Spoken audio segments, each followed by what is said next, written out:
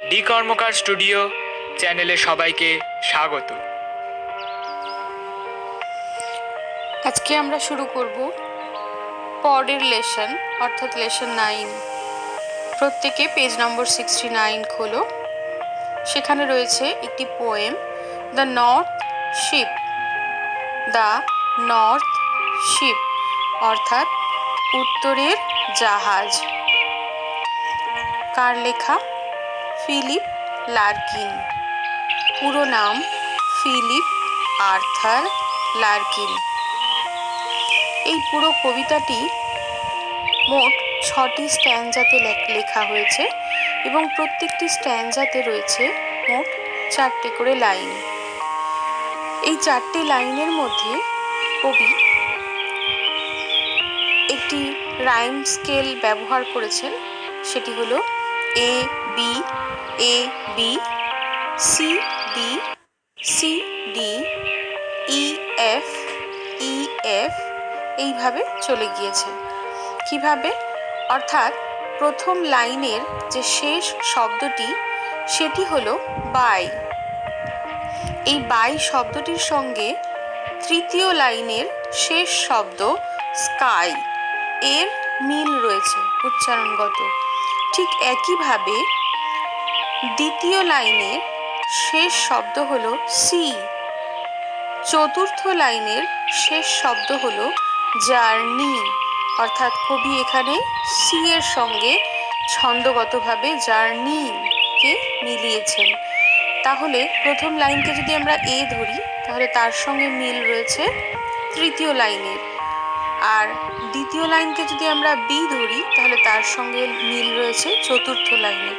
তাই বলা হয়েছে রাইম স্কেলটা A B, A B, C D, C D, এইভাবে চলে গিয়েছে। পুরো কবিতা জুড়ে দেখানো হয়েছে 3টি জাহাজকে। 3টি জাহাজ সমুদ্র বক্ষে তিন দিকের 3টি গতিপথে এগিয়ে যাচ্ছে এবং এই এগোনোটাকে কবি তুলনা করেছেন মানব জীবনের মানসিকতা, বিভিন্ন ধরনের যে মানসিকতা তার সঙ্গে। অর্থাৎ কিভাবে জাহাজ তার গতিপথ ঠিক করছে বা নির্দিষ্ট করছে মানুষের মানসিকতার সঙ্গে মিলিয়ে, সেটাকেই তিনি মুখ্য বিষয় হিসাবে দেখিয়েছেন। তো পুরো কবিতার মধ্যে আমরা এই মানসিকতা বা মানুষের জীবনের যে বিভিন্ন সময়, সেই সময়গুলোকে আমরা খুঁজে পাব। তবে এই কবিতাটি পুরো পড়ার আগে তোমাদের বইয়ের পেজ নম্বর 69-এ যে কবি পরিচিতির অংশটি রয়েছে সেই অংশটুকু আমাদের আগে একটুখানি পড়ে ফেলতে হবে।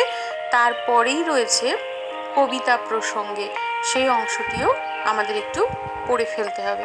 কেমন?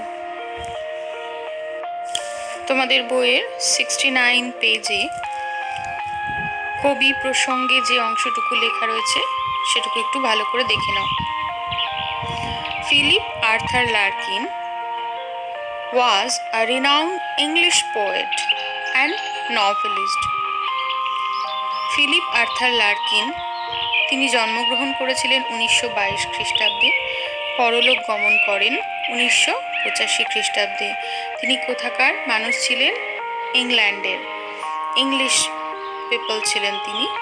আর তার পেশা বা পরিচিতি ছিল তিনি ছিলেন একজন কবি এবং ঔপন্যাসিক, novelist, poet and novelist. His first book of poetry was The North Ship. তার প্রথম কবিতার বই হলো দ্য নর্থ শিপ, যেটা তোমরা পড়তে চলেছ সেটি। Followed by 2 novels, Jill and A Girl in Winter. এই কবিতাটি লেখার পর তিনি পরপর 2টি নভেল বা উপন্যাস লিখেছিলেন, যার প্রথমটি হলো জিল এবং তার পরেরটি হলো আ গার্ল ইন উইন্টার। এই নভেল দুটো এবং কবিতা সবগুলোই পাঠকের কাছে ভীষণ সমাদৃত হয়েছিল। He came to prominence in 1955 with the publication of his second collection of poems. তিনি জনপ্রিয়তা অর্জন করেছিলেন, প্রমিনেন্স কেম টু প্রমিনেন্স মানে জনপ্রিয়তা অর্জন করা। তিনি জনপ্রিয়তা অর্জন করেছিলেন লেখক হিসাবে বা কবি হিসাবে 1955 খ্রিস্টাব্দে, যখন তার পরবর্তী কবিতা সমগ্র বা অনেকগুলো কবিতা নিয়ে যে কালেকশনস অফ পোয়েমস, অর্থাৎ অনেকগুলো কবিতা নিয়ে যে একটি কবিতা সমগ্র, সেটি পাবলিশড হয়েছিল তার মধ্যে দিয়ে। এবং তারপরেই দ্য লেস ডিসিভড নামে এটি পাবলিশড হয়েছিল। তারপরেই followed by the Whitsun Weddings and the High Windows, এই দুটোও ভীষণভাবে জনপ্রিয়তা অর্জন করেছিল। তার লেখার মধ্যে একটা অদ্ভুত বিশেষত্ব ছিল, যেটা পাঠকের কাছে ভীষণ মনোগ্রাহী হয়ে উঠত। তাই তার লেখা, অল্প লেখার মধ্যেও তিনি বিশেষভাবে জনপ্রিয়তা অর্জন করতে পেরেছিলেন। He was offered the position of poet laureate in 1984, but he declined it. তার এই জনপ্রিয়তা পরবর্তীকালে তাকে পোয়েট লরিয়েট এই সম্মানে ভূষিত করার আহ্বান জানিয়েছিল। হি ওয়াজ অফার্ড, তাকে অফার করা হয়েছিল, বাট হি ডিক্লাইন্ড ইট, কিন্তু তিনি সেটা গ্রহণ করেননি, তিনি প্রত্যাখ্যান করেছিলেন। হয়তোবা তার মনে হয়েছিল যে তিনি তার যোগ্য নয়, বা অন্য কোনো কারণেও হতে পারে, তিনি কিন্তু সেই পোয়েট লরিয়েট এর যে সম্মানটা, সেই সম্মান বা উপাধিটা তিনি গ্রহণ করেননি।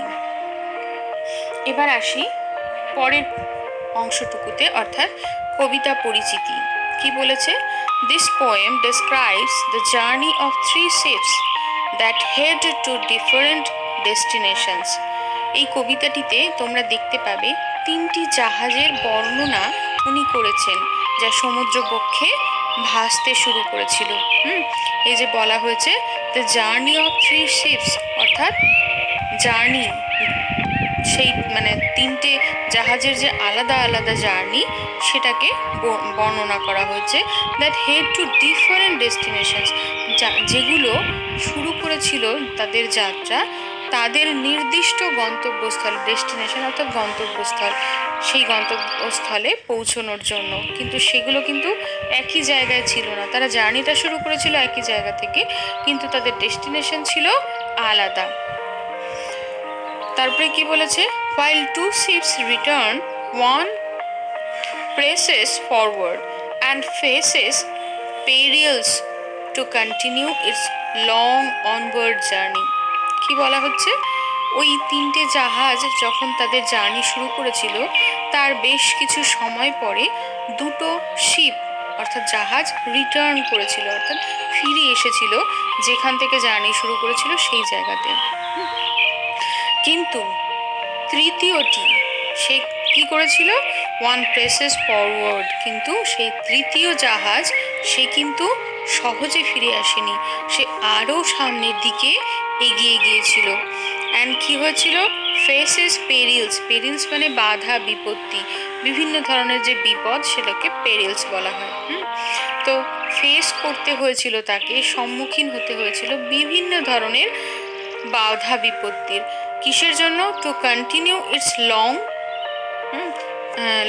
অনওয়ার্ড জার্নি, তার ওই সামনের দিকে এগিয়ে যাওয়ার যে যাত্রাপথটা, সেটার সামনে বহু বাধা বিপত্তি আসা সত্ত্বেও সে থেমে যায়নি, সে এগিয়ে গিয়েছিল সেই সমস্ত বাধা বিপত্তিকে পেরিয়ে। তো সেটা কেমন করে গিয়েছিল এবং তার ফলে কি হলো, সেটাই এখানে বলা হয়েছে। Almost like a symbol of aspiration that ওভারকামস all obstacles, অর্থাৎ এই যে তৃতীয় জাহাজটির এই যাত্রাপথ, যে সে বিভিন্ন ধরনের বাধা বিপত্তিকে পেরিয়ে উপেক্ষা করে সামনের দিকে এগিয়ে যাচ্ছে এবং সে তার লক্ষ্যে অবিচল, এই যে বিষয়টা, এই বিষয়টাকে তুলনা করেছেন কবি মানব জীবনের সঙ্গে। অর্থাৎ 3 ধরনের 3 মানসিকতার মানুষ আমরা দেখতে পাই সমাজে। এই 3 মানসিকতার মধ্যে এক ধরনের মানসিকতার মানুষ হচ্ছে, তারা হচ্ছে স্রোতে গা ভাসিয়ে দেয়, অর্থাৎ যেদিকে স্রোত, নদীর স্রোত, সেদিকেই তারা চলতে শুরু করে, যাতে তাদের কোনো বাধা বিপত্তি না আসে বা কোনো রকমের কোনো এক্সট্রা চাপ না নিতে হয়। তো যেদিকে স্রোত সেদিকেই তারা চলতে শুরু করে, অর্থাৎ সাধারণ মানুষ যেভাবে জীবন কাটায় সেভাবে কাটিয়ে একদল মানুষ খুশি থাকতে চায়। খেলাম দিলাম, বাড়িতে ঘুমোলাম, আনন্দ একটু আনন্দ করলাম, এইভাবেই জীবনটা কেটে গেলে বেশ ভালো, এমনভাবে কিছু মানুষ জীবন কাটাতে চায়। আর কিছু মানুষ কি, তারা তাদের একটা গন্তব্যস্থল বা ডেস্টিনেশন ক্রিয়েট করে, এবার সেখানে পৌঁছতেও চায়, মানসিকতা আছে, কিন্তু তারা যখন চলতে শুরু করে মাঝপথে যখন কোনো বাধা বিপত্তি আসে তখন কিন্তু তারা ভয় পেয়ে যায় এবং মনে করে যে তাদের সেই গন্তব্যস্থলটা হয়তো বা তাদের পৌঁছানোর জন্য নয়, এবং তারা হয়তো সেই গন্তব্যস্থলে পৌঁছানোর যোগ্য হয়ে উঠতে পারবে না, তাই তারা বিমুখ হয় সেই গন্তব্যস্থলে পৌঁছতে এবং সেখান থেকে রিটার্ন করে যায়, ফিরে আসে। তো একদল হচ্ছে এরকম, যে তারা একদম সাধারণ মানুষের জীবনের চেয়ে একটু উন্নত জীবন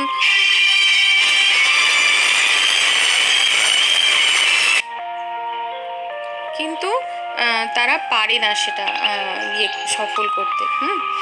আর আরেক ধরনের মানুষ আছে যারা তাদের ডেস্টিনেশন বা গন্তব্যস্থল একদম ফিক্সড করে এবং সেখান থেকে তারা কিছুতেই তাদের লক্ষ্যকে একটু চ্যুত হতে দেয় না, অর্থাৎ তারা যে ডেস্টিনেশনে পৌঁছতে চায় রাস্তায় যত বাধা বিপত্তি আসুক না কেন সমস্ত হার্ডলসগুলোকে উপেক্ষা করে তারা এগিয়ে যায় তাদের লক্ষ্যে পৌঁছানোর উদ্দেশ্যে এবং অবশেষে তারা অবশ্যই সফল হয়।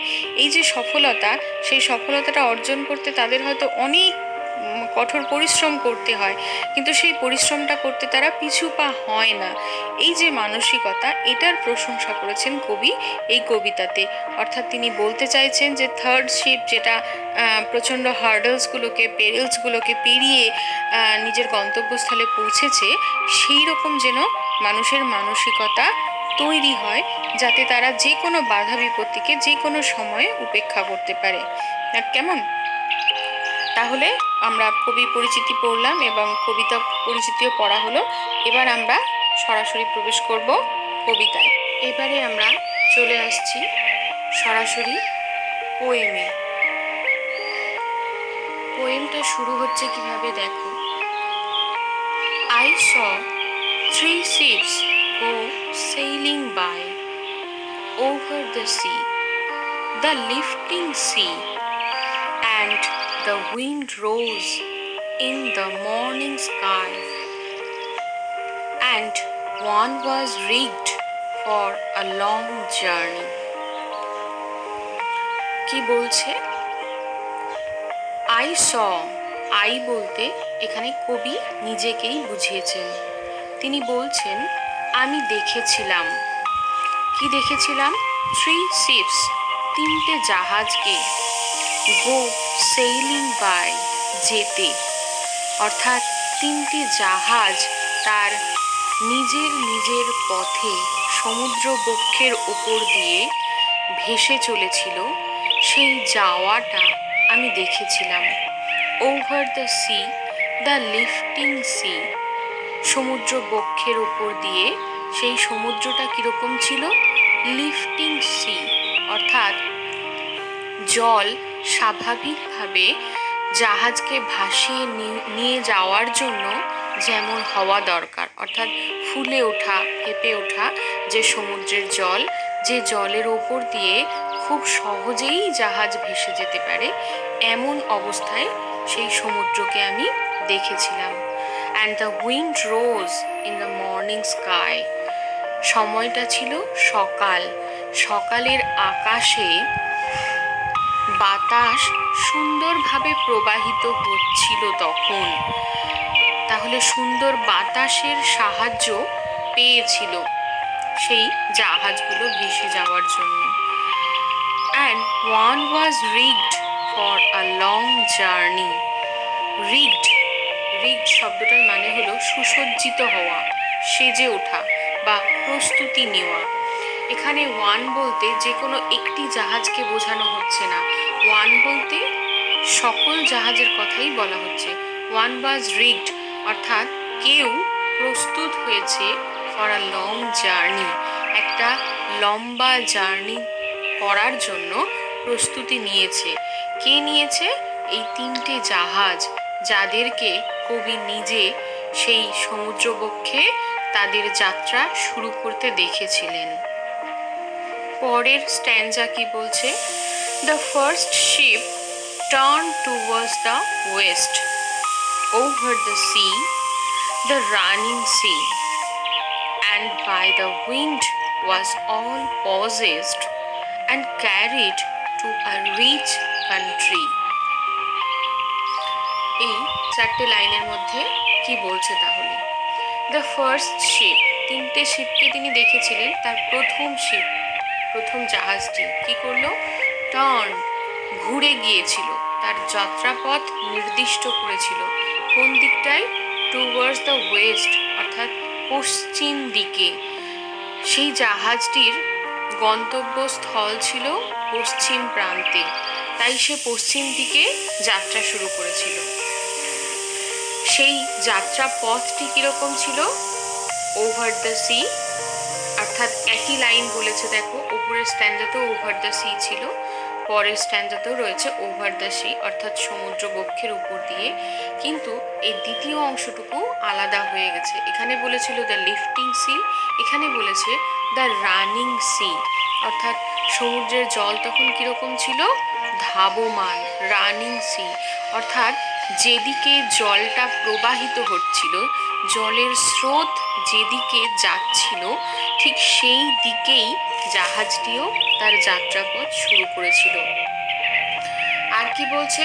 And by the wind was all possessed, এবং বাতাস এমনভাবে প্রবাহিত হচ্ছিল যেন বাতাসের দ্বারা জাহাজটি তার যাত্রাপথ নির্দিষ্ট করার জন্য সমস্ত সুযোগ সুবিধেগুলো পজেস করেছিল, পেয়ে গিয়েছিল। অর্থাৎ সোজাভাবে বলতে গেলে বাতাস পালে হাওয়া দেওয়ার জন্য যেদিক থেকে প্রবাহিত হলে জাহাজটি সামনের দিকে এগোতে পারবে, ঠিক সেদিক থেকেই প্রবাহিত হচ্ছিল। অর্থাৎ জাহাজের পালে হাওয়া লাগানোর জন্য আলাদাভাবে কোনো কসরত বা কোনো কষ্ট করতে হয়নি, স্বাভাবিকভাবেই প্রবাহিত হচ্ছিল বায়ু, এবং সেই বাতাস গিয়ে ধাক্কা দিচ্ছিল জাহাজের পালে, আর সেই জাহাজ সেই দিকেই এগোচ্ছিল যেদিকে জলের স্রোত। And carried to a rich country, এবং এই যাত্রাপথ এত সুগম হয়েছিল, এত অনুকূল হয়েছিল যে সেই যাত্রাপথে পাড়ি দিয়ে সেই জাহাজটিকে ভাসিয়ে নিয়ে গিয়েছিল তার সেই পথ টু আ রিচ কান্ট্রি, একটি সমৃদ্ধশালী কোনো নগরীতে। অর্থাৎ এই অংশটুকুর মধ্যে বলতে চাইছেন কবি যে প্রথম স্ট্যান্জাতে বলেছেন যে তিনটি জাহাজ একই সঙ্গে একই রকম পরিস্থিতিতে একই রকম আবহাওয়ায় তারা যাত্রা শুরু করেছিল, এবং তার জন্য যে সমুদ্রবক্ষ সেটা একই রকম ছিল। কিছু দূর যাওয়ার পরে তিনটি জাহাজ তাদের নির্দিষ্ট গন্তব্যস্থল অনুযায়ী তিন দিকে বিভক্ত হয়ে যায়, এবং এই তিন দিকের প্রথম জাহাজটি টার্ন নেয় ওয়েস্ট সাইডে, অর্থাৎ পশ্চিম দিগন্তে, এবং পশ্চিম দিগন্তে সেই সময়ে বাতাস সুন্দরভাবে প্রবাহিত হচ্ছিল, তার জন্য জলের যে স্রোত সেটাও সেই দিকেই প্রবাহিত হচ্ছিল। জাহাজের পালে সুন্দরভাবে বাতাস লাগার জন্য জাহাজকে চালানোর জন্য এক্সট্রা কোনো পরিশ্রম করার প্রয়োজন হয়নি। খুব সহজেই স্বাভাবিক গতিতে জাহাজ ভেসে চলেছিল তার নির্দিষ্ট লক্ষ্যে, নির্দিষ্ট গন্তব্যস্থলে, এবং অবশেষে তার সেই যাত্রাপথ খুব সুগম হওয়ার জন্য, অনুকূল হওয়ার জন্য তাকে কোনো বাধা বিপত্তির সম্মুখীন হতে হয়নি। সে খুব সহজেই স্বাভাবিক প্রক্রিয়ায় গিয়ে পৌঁছেছিল তার সেই গন্তব্যস্থলে, যেটি ছিল একটি সমৃদ্ধশালী নগরী। সেখানে সে উপস্থিত হলো।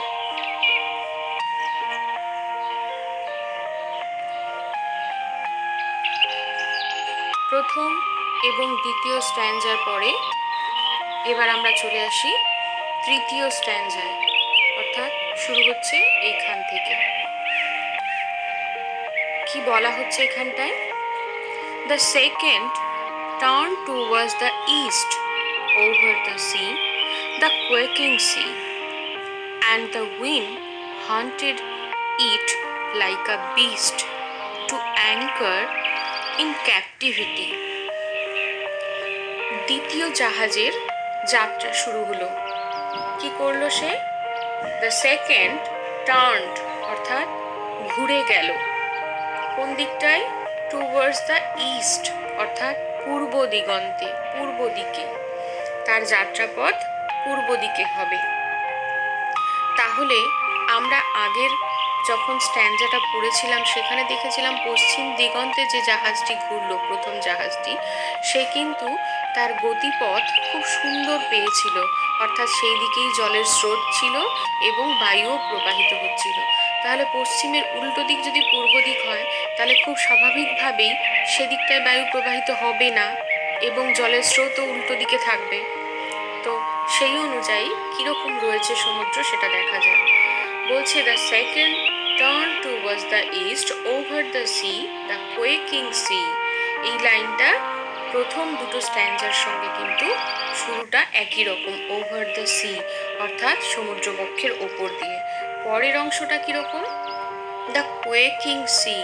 কোয়েকিং শব্দটার মানে হলো তরঙ্গায়িত, অর্থাৎ এইদিকে সমুদ্রের ঢেউগুলো বেশ বড় বড় এবং জল বারবার করে ফুলে উঠছে, একটু বেশি পরিমাণে ঢেউ রয়েছে, যা পুরো জাহাজটাকে হয়তো নাড়া দিচ্ছে একটু বেশি, মানে ভয়ঙ্কর একটা অবস্থা রয়েছে সেখানে। এই দিকের যাত্রাপথটা খুব একটা মসৃণ নয়। তার ফলে কি হলো? অ্যান্ড দ্য উইন্ড, বাতাস। বাতাস কি করছে? তাকে কি বাতাস স্বাভাবিকভাবে পালে হাওয়া লাগাতে দিচ্ছে? না। কেন দিচ্ছে না? কারণ বাতাস তো পশ্চিম দিকে প্রবাহিত হচ্ছে, পূর্ব দিকে নয়। তাহলে পূর্ব দিকে কি হচ্ছে? উল্টো দিকে। যেদিকে পাল তার উল্টো দিকে, পালের উল্টো দিক থেকে বাতাস আসছে, যেটা পালকে সামনের দিকে না এগিয়ে পেছন দিকে বারবার সরিয়ে দিচ্ছে, মানে গতিপথটা রোধ করছে। যার জন্যই বলছে দ্য উইন্ড হান্টেড ইট। ইট বলতে এখানে সেই জাহাজটিকে, শিপটিকে বোঝানো হয়েছে। হান্টেড মানে তাড়া করে বেড়ানো, অর্থাৎ পেছন দিকে যখন তাড়া করে বেড়ানো হয় তখন কি হয়? কোনো পশুর পেছনে যদি কোনো বড় পশু তাড়া করে বেড়ায় তাহলে সে প্রাণপণে দৌড়োয়। তো এখানেও তাই, জাহাজটিকে এমনভাবে হাওয়া দিচ্ছে বা বাতাস দিচ্ছে যে জাহাজটি খুব স্বাভাবিকভাবে সামনের দিকে এগোতেই পারছে না, বারবার করে সে পিছিয়ে যাচ্ছে, যেন সে কিছুতেই বাতাসটিকে ক্রস করে এগোনোর মতো শক্তি পাচ্ছে না। তার সঙ্গে সমুদ্রের সেই ঢেউও তাকে সঙ্গ দিচ্ছে না, সেটি বড় বেশি উত্তাল এবং বারবার তাকে পেছনের দিকে সরিয়ে দিচ্ছে, এগোনোর পথকে রুদ্ধ করছে। যার জন্য এখানে হন্টেড কথাটা বলা হয়েছে। And the wind hunted it like a beast. Beast মানে হচ্ছে পশু। ঠিক পশুদের যেমন তাড়া করে বেড়ানো হয়, পশুরা, ভয়ঙ্কর পশুরা যেরকম ছোট প্রাণীদের তাড়া করে বেড়ায়, ঠিক তেমনিভাবে বাতাস যেন এখানে বড় একটা ভয়ঙ্কর বিস্ট এর মতো কাজ করছে শিল্পের ক্ষেত্রে, এবং সে সেই জাহাজটিকে বারবার তাড়া করে নিয়ে বেরোচ্ছে। সে কিছুতেই এগোতে দেবে না জাহাজটিকে, বারবার করে পেছন দিকে সরিয়ে দিচ্ছে। তার ফলে জাহাজের গতিপথ রুদ্ধ হচ্ছে, সে কিছুতেই এগোতে পারছে না। তার ফলে কি হলো? To anchor in captivity. To anchor, জাহাজটিকে এবার নোঙর ফেলতে হলো। অ্যাঙ্কার মানে হচ্ছে নোঙর ফেলা, অর্থাৎ সে বাতাসের সেই ভয়ঙ্কর সেই শক্তিকে কাটিয়ে এগোতে পারছে না, তাই জন্যই তাকে নোঙর ফেলতে হলো মাঝপথে। আর কিরকম অবস্থায়? In captivity. ক্যাপটিভিটি মানে হচ্ছে বন্দি দশা, বন্দি অবস্থা। তো এবার যেহেতু জাহাজটিকে সেই বিস্টের মতো বাতাস এবং ঢেউ চারিদিক থেকে ঘিরে ধরেছে, তো ঠিক মনে হচ্ছে যেন সে বন্দি হয়েছে তার শত্রুদের দ্বারা। শত্রু কারা? পরিবেশ। কীরকমভাবে? বাতাস এবং সমুদ্রের জল, এই দুটোই তো সবচেয়ে বেশি সাহায্যকারী হয় জাহাজের ক্ষেত্রে, যেহেতু সমুদ্রে অনেকটা সময় ধরে ভেসে থাকতে হয়। সুতরাং এই দুটোর যদি ফেভার পাওয়া যায় তাহলে খুব সহজেই এগোনো যায়, যা প্রথম জাহাজের ক্ষেত্রে আমরা দেখেছি। বাতাসও অনুকূল ছিল এবং সমুদ্রের জলও অনুকূল ছিল। আর দ্বিতীয় জাহাজের ক্ষেত্রে বাতাসও প্রতিকূল, সমুদ্রের জলও প্রতিকূল। তাই ওরা এমনভাবে ঘিরে ধরেছে যেন ঠিক বন্দি দশায় থাকলে যেমন হয়, ঠিক তেমনিভাবে তাকে বন্দি করে ফেলেছে কোনো একটা নির্দিষ্ট জায়গায়। তার ফলে বাধ্য হয়ে সেই জাহাজকে মাঝপথেই কোনো একটি জায়গায় নোঙর ফেলতে হয়েছে। সে কিছুতেই এগিয়ে যেতে পারেনি। এবার তাকে ফিরে আসতে হবে, কারণ সে আর এগোতে পারছে না সেই বাধা কাটিয়ে। তারপরে এবার আমরা দেখব যে তৃতীয় জাহাজটির ক্ষেত্রে কি হলো। তাহলে আমরা 3টে স্ট্যান্জা পড়লাম, এবার পড়ব 4th স্ট্যান্জা। 4th শুরু হচ্ছে কিভাবে দেখো, বলছে the third ship drove towards the north over the sea, the darkening sea, but no breath of wind came forth, and the decks shone frostily. কি বলছে 4th স্ট্যান্জাতে দেখো, বলেছে দ্য থার্ড শিপ, তৃতীয় জাহাজটি যাত্রা শুরু করলো। ড্রাইভের পাস্ট ফর্ম, অর্থাৎ যাত্রা শুরু করলো কোন দিকটায়? টুয়ার্ডস দ্য নর্থ, অর্থাৎ উত্তর দিগন্তে, উত্তর দিকে সে যাত্রা শুরু করেছে। না পূর্ব দিকে না পশ্চিম দিকে, সরাসরি সে যাচ্ছে উত্তর দিকে। সেই দিকের অবস্থা কিরকম বলেছে? Over the sea, the darkening sea, অর্থাৎ উত্তরের অবস্থা, প্রাকৃতিক পরিবেশ বাকি দুটো দিকের তুলনায় আরো বেশি ভয়ঙ্কর। কিরকম? সমুদ্রের জল সেখানে কালো দেখাচ্ছে, ডার্কেনিং সি। কালো জল কখন দেখায়? যখন আকাশ কালো করে থাকে, কারণ জলের মধ্যে আকাশেরই প্রতিচ্ছবি আমরা দেখতে পাই। আকাশ যদি পরিষ্কার হয়, নীল হয়, তাহলে আমরা জলকেও নীল দেখতে পাই। তো এখানে কালো জল বোঝাচ্ছে, তার মানে আকাশ ঘন কালো মেঘে পরিপূর্ণ, তার ফলে তার প্রতিচ্ছবি জলে রয়েছে, জলকেও বড় বেশি কালো দেখাচ্ছে। আর কি বলছে? And no breath of wind came forth, বলছে কোনো বাতাসই নেই সেখানে, না সামনের দিক থেকে না পেছন দিক থেকে, কোনো দিক থেকেই যেন বাতাস প্রবাহিতই হচ্ছে না, বাতাস যেন থেমে রয়েছে সেখানটায়। তার ফলে নো ব্রেথ অফ উইন্ড, অর্থাৎ বাতাসের কোনো শ্বাস প্রশ্বাসকেও অনুভব করা যাচ্ছে না সেখানে, কেম ফোর্থ এগিয়ে আসছে না। অর্থাৎ জাহাজ ভাসার জন্য যে মূল বিষয়টা বাতাস, সেটার কোনো ভূমিকাই সেখানে নেই। তার মানে সম্পূর্ণ শক্তি দিয়ে জাহাজটিকে টেনে নিয়ে যেতে হবে। এবার সমুদ্রটাও তার সঙ্গ দিচ্ছে না, কারণ সমুদ্রটা পুরোটাই অন্ধকারাচ্ছন্ন কালো জলে পরিপূর্ণ। আর কি হচ্ছে? অ্যান্ড দ্য ডেক্স শোন ফ্রস্টলি। ডেক্স মানে হচ্ছে পাটাতন, জাহাজের যে পাটাতন হয় তাকে ডেক বলা হয়। তো সেই ডেক্সগুলো, জাহাজের পাটাতনের যে অংশগুলো, সেগুলোকে দেখা যাচ্ছে, দেখা যাচ্ছে যে কীরকমভাবে ফ্রস্টলি, অর্থাৎ পুরোটাই বরফে আবৃত হয়ে উঠেছে। অর্থাৎ মানেটা কি বলতে চাইছে? যে ওখানে বাতাস প্রবাহিত হচ্ছে না এবং চারিদিকে ঠান্ডা ঘন কুয়াশায় এবং বরফে আবৃত, ফলে সেখানে না বাতাসের সমাগম রয়েছে, না জলের মধ্যে কোনো তরঙ্গ রয়েছে, জলও যেন সম্পূর্ণভাবে স্থির হয়ে রয়েছে। আবার ওপর থেকে বরফ পড়ছে, যে বরফ সেই জাহাজের পাটাতনগুলোকে সম্পূর্ণভাবে আচ্ছাদিত করেছে। তাহলে সেই জাহাজটির যাওয়ার জন্য যে মূল ভূমিকাগুলো পালন করে প্রকৃতি, তার কোনোটাই সে পাচ্ছে না, না বাতাসের সহায়তা, না সমুদ্রের জলের সহায়তা। তাহলে উপর থেকে আবার বরফ পড়ে সেই পাটাতনগুলোকে ভরে দিয়ে জাহাজটাকে আরও বেশি ভারী করে তুলেছে। একে জাহাজটাকে টানা যাচ্ছে না, তারপরে আরও বেশি তার জন্য ওজন বাড়িয়ে দিয়েছে। তার ফলে এগিয়ে যাওয়াটা খুব দুষ্কর। এইরকম একটা প্রতিকূল অবস্থায় জাহাজের পক্ষে অনেকটা পথ পাড়ি দেওয়া খুবই একটা ভয়ঙ্কর অবস্থা বা ভয়ঙ্কর একটা ঘটনা। তো সেই ঘটনাটাকে থার্ড শিপ ওভারকাম করছে নাকি ফিরে আসছে সেটাই দেখার। এবার পরের স্ট্যাঞ্জাতে কি বলেছে দেখো। The northern sky rose high and black over the proud unfruitful sea. East and west the ships came back, happily or unhappily. The northern sky অর্থাৎ তৃতীয় শিপ যে দিকটায় গিয়েছে, উত্তরের দিক, সেই দিকটাতে স্কাই আকাশ কীরকম রয়েছে। আগেও বলা হয়েছে যে সমুদ্রের জল প্রচণ্ড অন্ধকারাচ্ছন্ন, কালো, তার মানে আকাশও কালো। সেই কথাটাই এখানে বলা হয়েছে। হাই অ্যান্ড ব্ল্যাক অর্থাৎ সেই আকাশ, উত্তরের দিগন্তে আকাশ কালো হয়ে ওপরের দিকে উঠে গিয়েছে। Over the proud unfruitful sea, proud অর্থাৎ গর্বিত, গর্বে পরিপূর্ণ, আনফ্রুটফুল অর্থাৎ নিষ্ফল।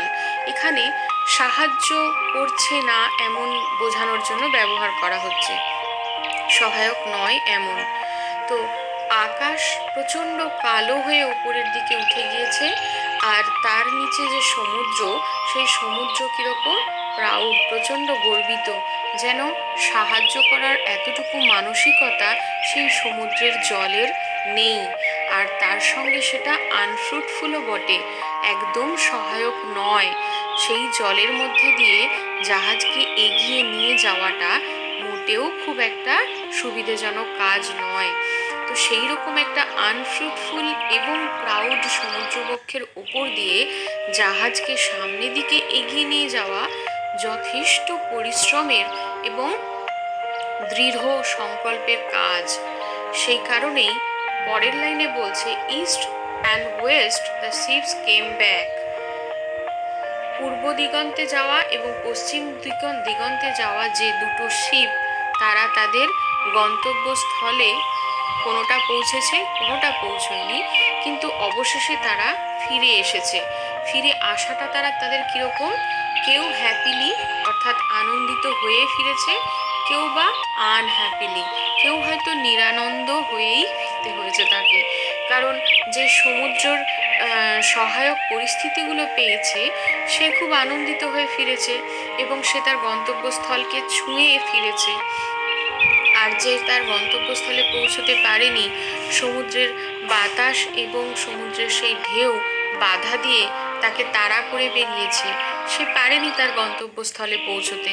তাই মাঝপথেই তাকে অ্যাঙ্কার করতে হয়েছে এবং খানিকটা অপেক্ষা করার পরেই যখন সে দেখেছে যে না, কিছুতেই আর এই সমুদ্রবক্ষে এগোনো সম্ভব নয়, তখন সে ফিরে এসেছে। তো সুতরাং সে তার গন্তব্যস্থলে পৌঁছতে পারেনি বলে সে আনহ্যাপি, তাই তো?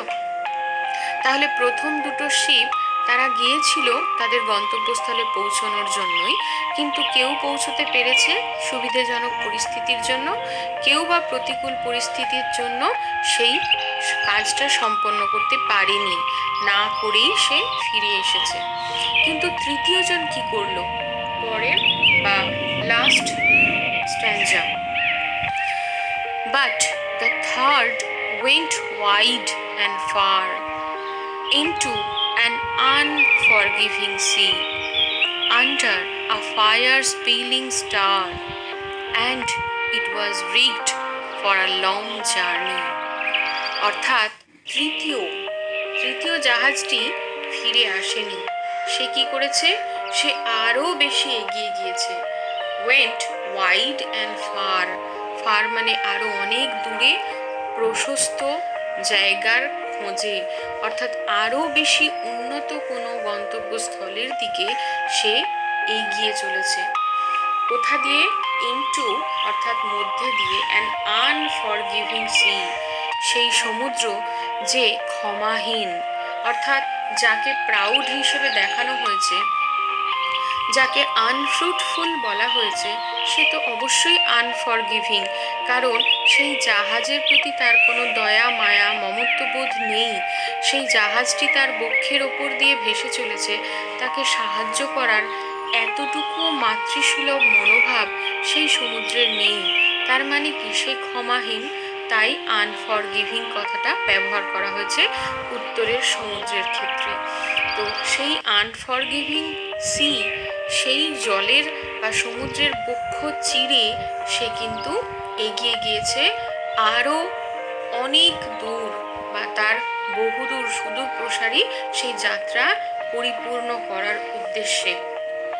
এবং সেই সময় তার মাথার উপরের যে আকাশ, সেটা কীরকম ছিল? আন্ডার, অর্থাৎ আকাশের নিচে। সেই আকাশটা কীরকম? আ ফায়ার স্পিলিং স্টার, অর্থাৎ সেখানে যেন সেই আকাশ তার সহায়ক নয়, এবং কালো ঘন মেঘে ঢেকে যাওয়ার জন্য মাঝে মধ্যে সেখান দিয়ে যেন একটা বজ্রবিদ্যুতের মতো চিহ্ন সে খুঁজে পাচ্ছে, এবং সেই রকম বজ্রবিদ্যুৎকে মাথায় নিয়ে সে কিন্তু আরও অনেকটা দূর এগিয়ে গিয়েছে। And it was rigged for a long journey, এবং সেটা প্রস্তুতি নিয়েও ছিল একটা লম্বা যাত্রা করার জন্য। তাহলে এই পুরো সবগুলো স্ট্যান্জা মিলিয়ে, অর্থাৎ মোট 6টা স্ট্যান্জা মিলিয়ে এখানে 3টে শিপকে বর্ণনা করা হয়েছে। তো আগেও বলা হয়েছিল যে কবি এই কবিতাটি লিখেছিলেন শুধুমাত্র বাহ্যিক একটা পটভূমি রচনা করার জন্য নয়, তার অন্তর্নিহিত একটি অর্থ পাঠকের কাছে তুলে ধরা, এটাও কবির উদ্দেশ্য ছিল। তো সেই অর্থটি কীরকম?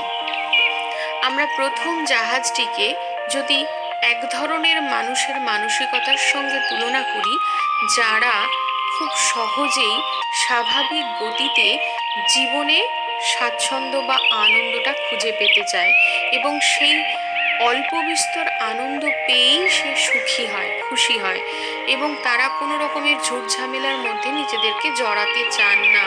তারা চান খুব স্বাভাবিকভাবে জীবনে একটু খেয়ে পড়ে একটু আনন্দ করে বাঁচতে পারলেই জীবন পরিপূর্ণতা পাবে।